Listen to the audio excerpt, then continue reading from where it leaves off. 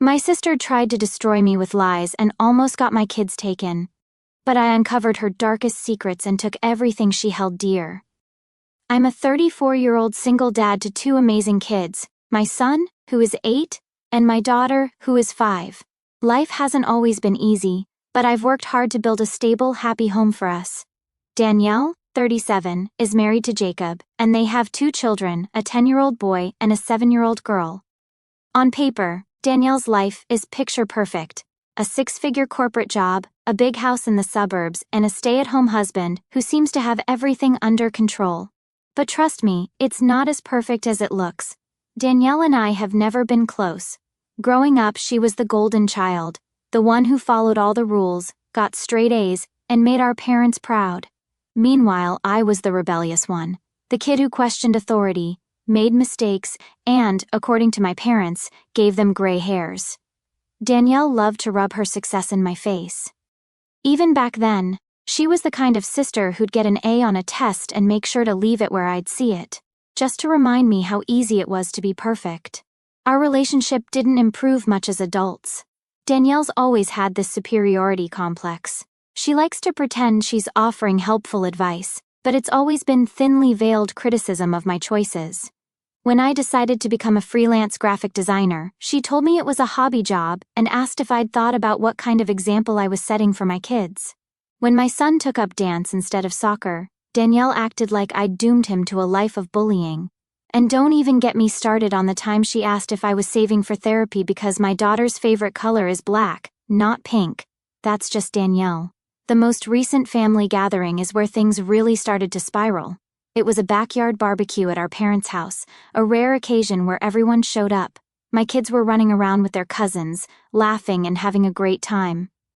But of course Danielle had to make a comment, loud enough for everyone to hear, about how I let my kids run wild and how it's no surprise they never listen to anyone. I laughed it off in the moment because I've learned not to let her get under my skin, but I could feel the judgment from Jacob's side eye as he sat there, probably mentally comparing my parenting to their color-coded chore charts and screen time schedules. Danielle and Jacob are the definition of helicopter parents. Their kids aren't allowed to eat sugar, stay up past 7:30, or watch anything that isn't educational. Jacob is always posting these Pinterest-worthy pictures of their family game nights or homemade science projects, but their kids always look tired. It's like they're being raised in a pressure cooker. Meanwhile, Danielle acts like being a mom is a side hustle. She works long hours and spends most of her time at family events scrolling on her phone, only stepping in to bark orders or criticize someone else. About a week after the barbecue, my mom called me, clearly uncomfortable. She told me she'd heard from some extended family members that Danielle had been saying some pretty nasty things about me. Apparently, she'd been telling people I'm unfit to be a parent because I'm too lenient and that my unstable lifestyle is going to ruin my kids. She even hinted that someone should call Child Protective Services (CPS) to step in before it's too late. I was stunned. It's one thing to criticize me to my face, but to go behind my back and say things like that to involve CPS, that's a whole new level of betrayal. A few days later, my worst fear came true. There was a knock at my door, and standing there were 2 CPS workers. They said they'd received an anonymous report about unsafe living conditions and neglect. My heart was racing, but I let them in. They were polite but thorough, asking questions about everything from my kids' diet to their sleeping arrangements. They even spoke to my son and daughter who, bless them, were confused but cooperative. After about an hour, the workers told me everything looked fine and they'd be closing the case. Still, the experience left me shaken.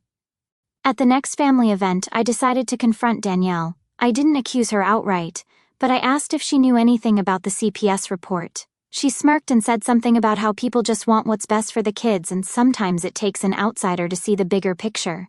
It was all I could do not to scream.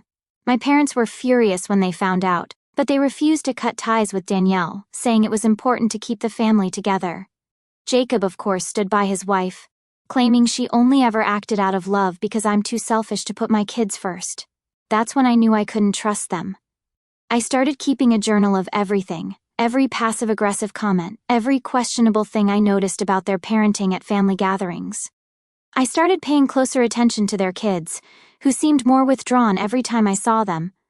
I didn't know where this was heading, but I knew one thing for sure. I wasn't going to let Danielle and Jacob get away with this. Things started to unravel not long after the CPS visit. I was scrolling through my messages one evening when a notification popped up from someone I hadn't spoken to in years. It was an old friend of Jacob's, someone he'd been close to before marrying Danielle but had drifted apart from. She started by asking if everything was okay, which immediately made me suspicious. Then she dropped a bombshell. Jacob had been venting about his marriage on private online forums. Apparently he was struggling with Danielle's controlling behavior and felt trapped. According to the messages, Danielle's need for control extended far beyond the kids. She micromanaged every aspect of their lives, from their schedules to their finances. Jacob had even admitted in one post that he sometimes felt like another one of her children instead of her husband. The friend didn't have screenshots but suggested I check Danielle and Jacob's social media accounts for clues. That night, I went down the rabbit hole. Danielle's social media was plastered with pictures of their perfect family, vacation photos, holiday dinners, and happy birthday posts. But the more I looked, the more cracks I noticed. Jacob often looked tense, and the kids rarely smiled naturally in the photos. It was like they were performing for an audience. There were also comments from Jacob's personal account that seemed a little off. He would write things like, "Another busy week, but we made it through," or "Always so proud of my family," statements that sounded like they were trying to convince someone, maybe himself, that everything was fine. The next family gathering wasn't any better. It was another barbecue at our parents' house, and Danielle's kids seemed exhausted. Her youngest kept yawning, and the oldest flinched whenever Danielle raised her voice, even if it wasn't directed at them. They were quieter than usual too, barely engaging with my kids. At one point, Jacob and I ended up in the kitchen together, and he let slip that his oldest had been having trouble in school. They'd started seeing a therapist for anxiety, but Danielle thought therapy was a waste of time and only allowed it because the school recommended it. That caught my attention. After the barbecue, I decided to dig a little deeper. I reached out to a mutual acquaintance who worked at the kids' school. She didn't give me specific details but mentioned that one of Danielle's kids had been struggling with anxiety, and a teacher had expressed concerns about the pressure they seemed to be under.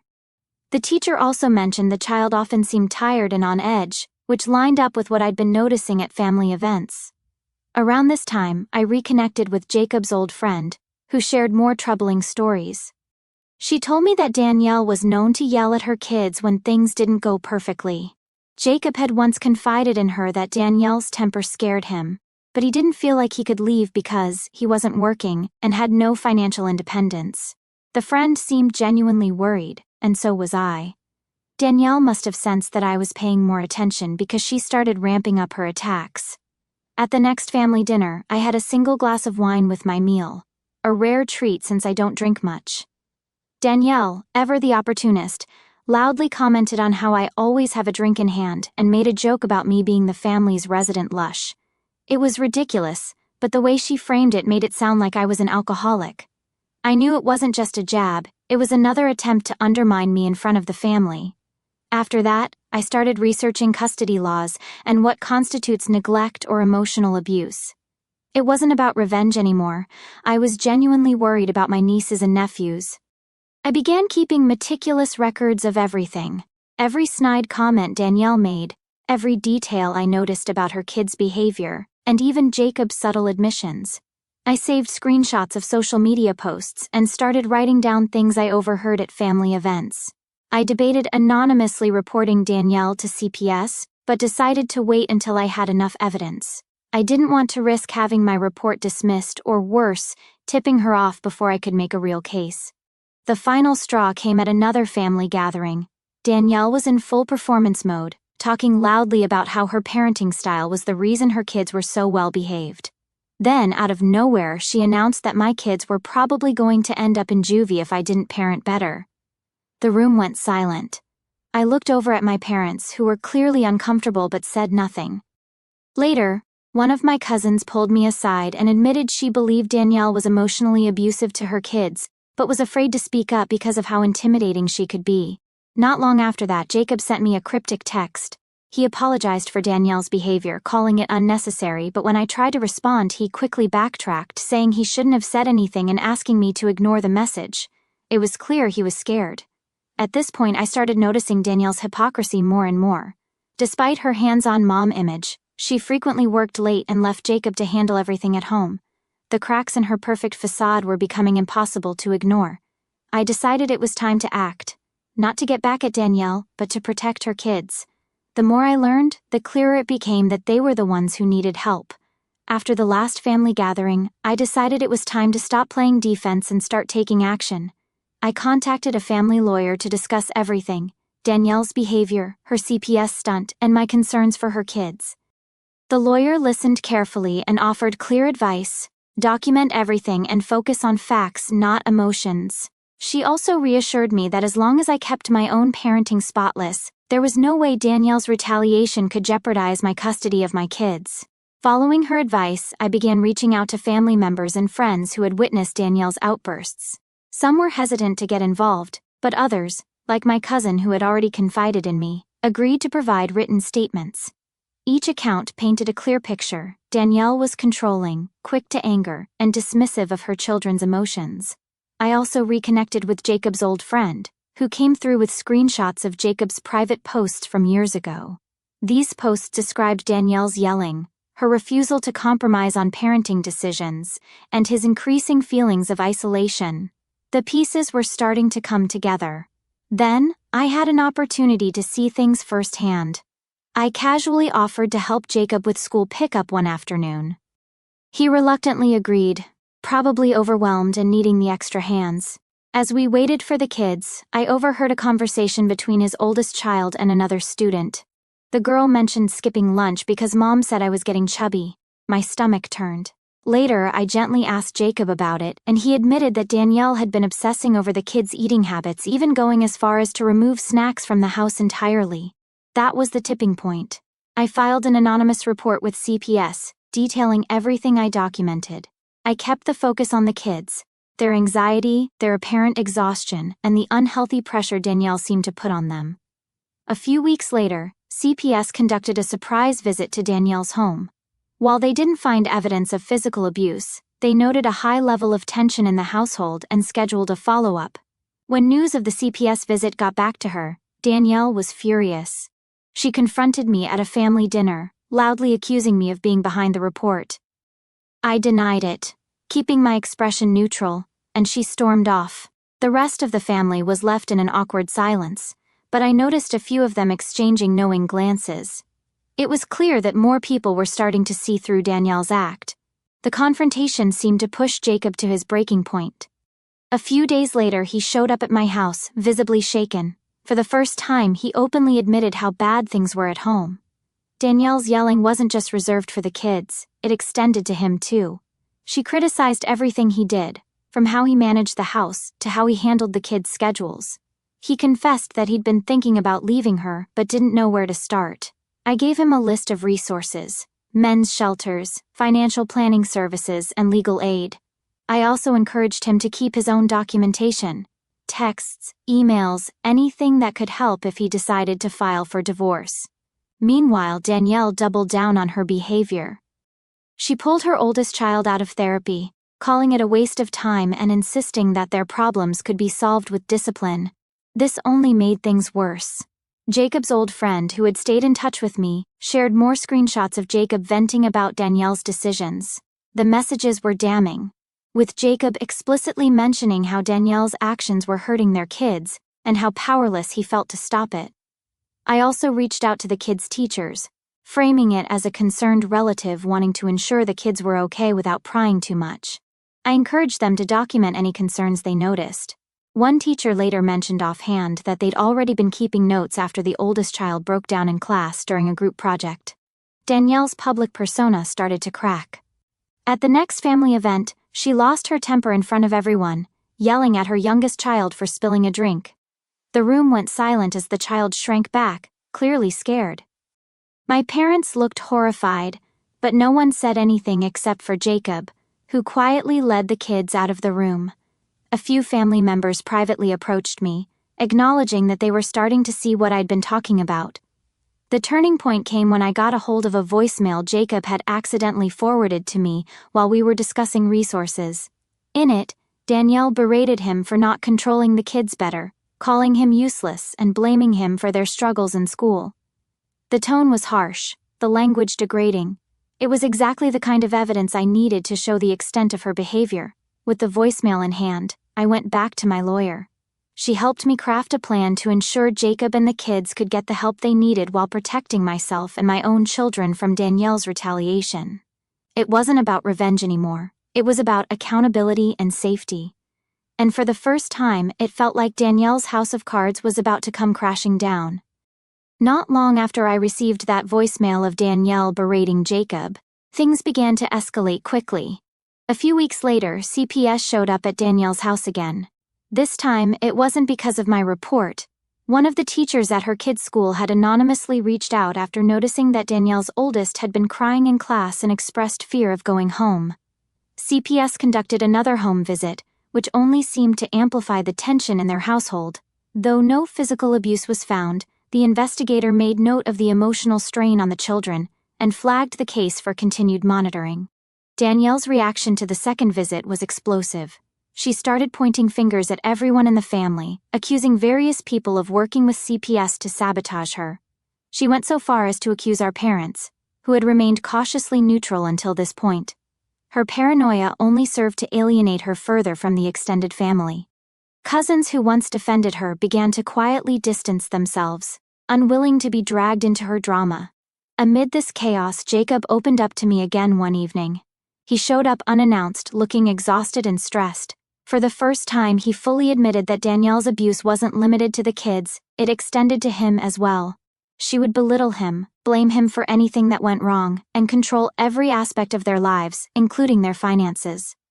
He confessed he'd considered leaving but felt trapped because he had no savings and no support system outside of the family. It was heartbreaking, but it also gave me a clear path forward. We started quietly building an exit plan for him. First, I helped him research local men's shelters and legal aid organizations. Then we opened a separate bank account in his name, hidden from Danielle, where he could start putting away small amounts of money. It wasn't much, but it was a start. I also put him in touch with my lawyer, who began advising him on the legal steps he'd need to take if he decided to file for divorce and custody. Meanwhile, Danielle began targeting me directly. She cornered me at a family event, her face red with anger, and warned me that she'd make sure I lost custody of my kids if I didn't stay out of her business. I stayed calm, refusing to engage, but I made a mental note to document the interaction. Danielle's threats were empty, but they showed just how desperate she was becoming. Around this time, a new witness emerged. A neighbor of Danielle's approached me at a community event. They'd overheard a heated argument between Danielle and her oldest child, where Danielle had been shouting so loudly that the neighbor could hear every word through their closed windows. They described the language Danielle used as intimidating and said it left them concerned for the kids' well-being. The neighbor offered to provide a statement if it was ever needed, which felt like a significant win. The real turning point came at another family gathering. Danielle's oldest child pulled me aside while the adults were distracted. They admitted they felt scared all the time and didn't like going home. When I gently asked if they'd ever told anyone else, they shook their head, looking terrified of the consequences. It was clear they were desperate for help, but they didn't know how to ask for it. A few days later, I decided to confront Danielle directly in a neutral setting. I carefully laid out what I'd observed: her kids' anxiety, Jacob's exhaustion, and the reports from CPS, and tried to reason with her. Instead of listening, she doubled down, accusing me of being a homewrecker who was trying to ruin her family out of jealousy. It was pointless to argue, so I left, knowing that her refusal to acknowledge her behavior would only work against her in the long run. As Danielle's erratic behavior became more obvious, more family members began siding with me. My cousin, who had previously kept her distance, started actively supporting Jacob.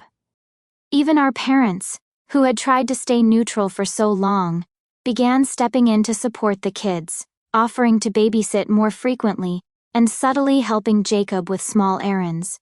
With encouragement from all sides, Jacob finally took a significant step forward. He quietly met with a family lawyer, who helped him understand his rights and options. He began gathering his own evidence: texts, emails, and even recordings of some of Danielle's outbursts. With my help, he started building a custody case that would stand up in court. Then came the breaking point.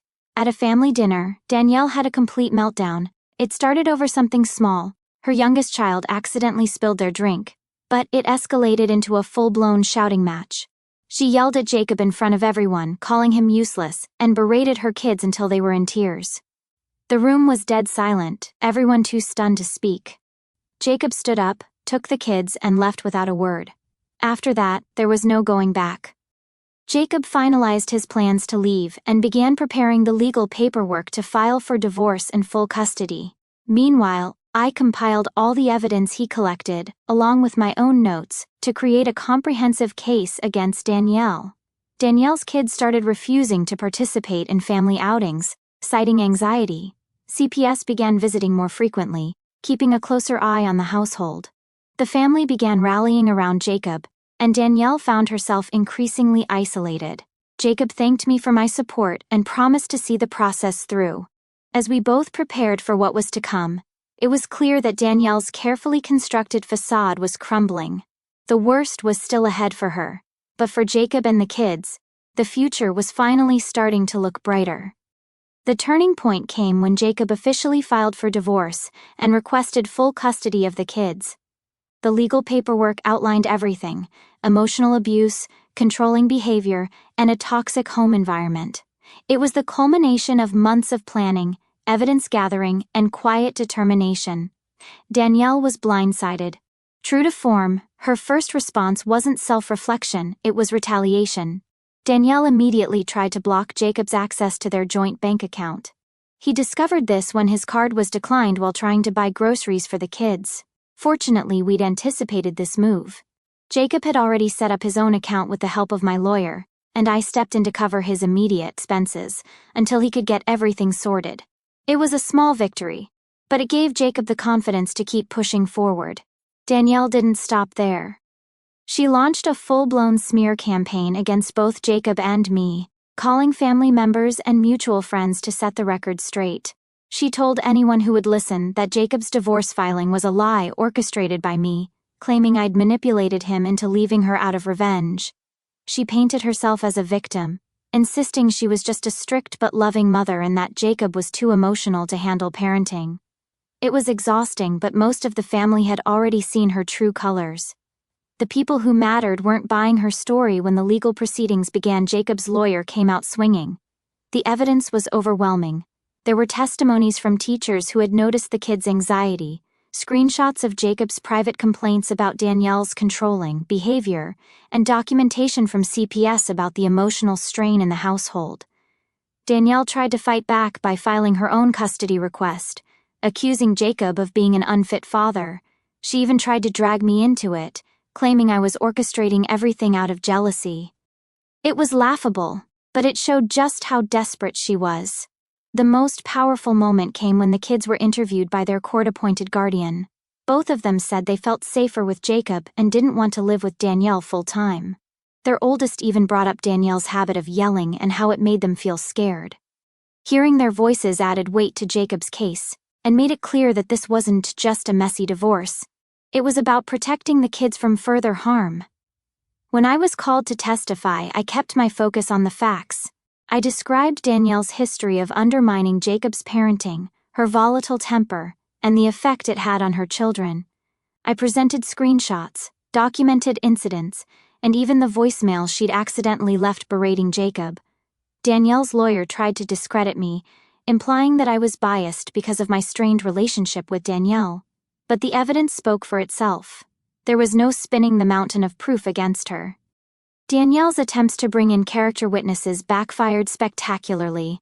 A few people initially agreed to testify on her behalf, but most backed out before the trial. Those who did show up crumbled under cross-examination, admitting that they'd witnessed her controlling behavior or heard about her outbursts. Instead of strengthening her case, they made her look worse. Meanwhile, Jacob received overwhelming support from the community. Teachers, family, friends, and neighbors wrote letters attesting to his fitness as a parent in the toxic environment Danielle had created. Even people who had stayed neutral up to this point began quietly siding with him. The tide was turning and Danielle was losing control. The courtroom drama hit its peak when Danielle lost her temper during a hearing. It started with a minor disagreement about scheduling, But she escalated quickly, yelling at Jacob and even snapping at the judge. The judge warned her to control herself. But the damage was done. Her outburst only confirmed what everyone already suspected.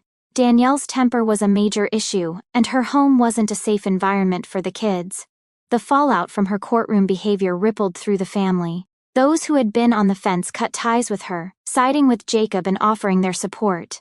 Danielle found herself increasingly isolated, and her desperation became more apparent.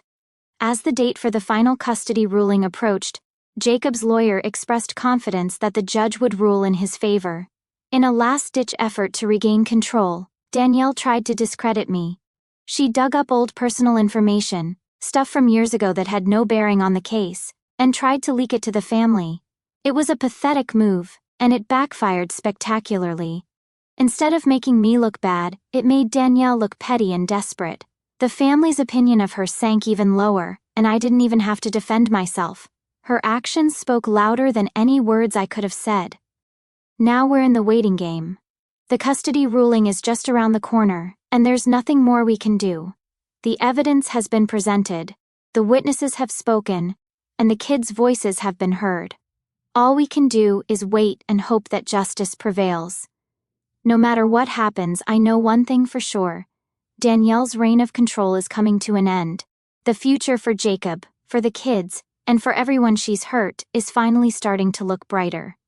The custody ruling finally came in, and it was everything we had hoped for. The judge granted Jacob full custody of the kids, citing the overwhelming evidence of Danielle's emotional abuse and toxic behavior. Danielle was given limited, supervised visitation, a decision that hit her hard. The judge also ordered her to attend anger management classes and parenting courses before she could even request unsupervised visits. It was a clear acknowledgement of the damage she had caused, and the first real step toward protecting Jacob and the kids from her control.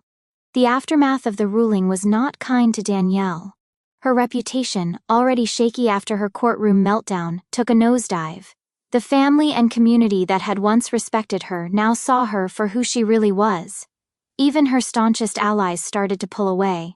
It was as if everyone realized at once that her strict parenting was just a cover for her controlling, abusive nature.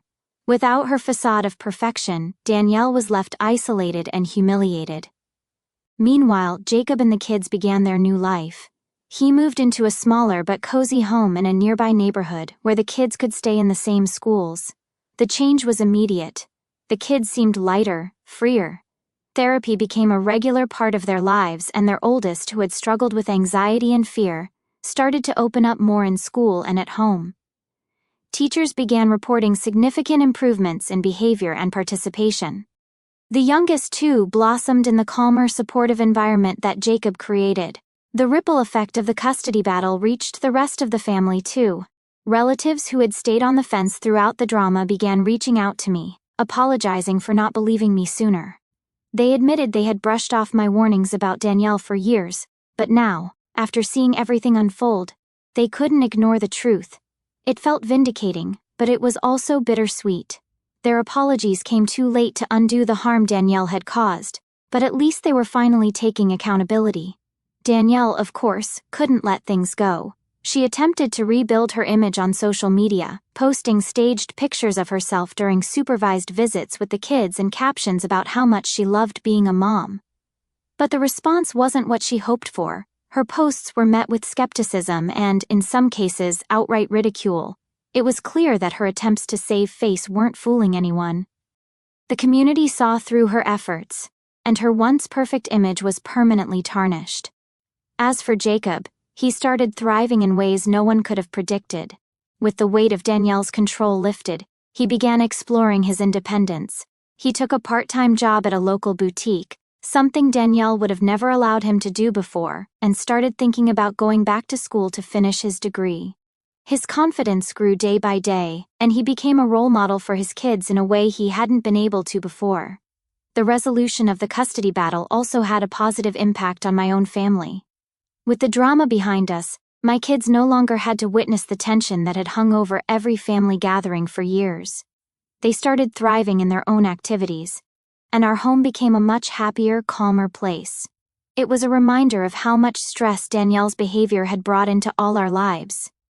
One unexpected bright spot came from Jacob's old friend, the one who had initially reached out to me with the screenshots of Danielle's online posts. He reconnected with Jacob after the divorce, offering emotional support and even helping him navigate the early days of single parenting. It was heartwarming to see Jacob rebuilding his support network and surrounding himself with people who genuinely cared about his well-being. Danielle's struggles didn't end with her reputation. The financial strain of legal fees, child support payments, and court-ordered classes started to take its toll.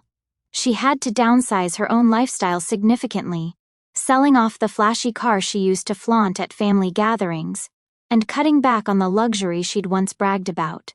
It was a sharp contrast to the image she had tried so hard to maintain, and it left her with even less power to control Jacob or the kids. Eventually, CPS closed the case, declaring Jacob's home safe and stable. The kids were thriving, and there was no need for further intervention. Danielle, however, remained on their radar with occasional check-ins tied to her supervised visitation. It was a clear message that the system wasn't going to let her slip through the cracks.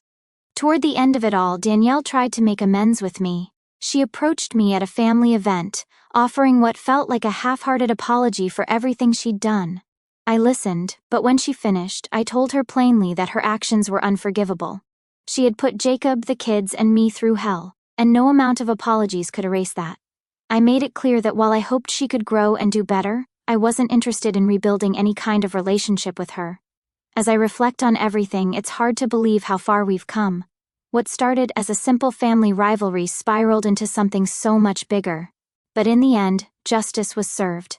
Jacob and the kids are safe, thriving, and finally free from Danielle's control. My own family has found peace again, and the extended family is starting to heal. While there's still a long road ahead for everyone involved, I'm hopeful for the future. For the first time in years, it feels like we're all moving forward on our terms, without Danielle's shadow hanging over us.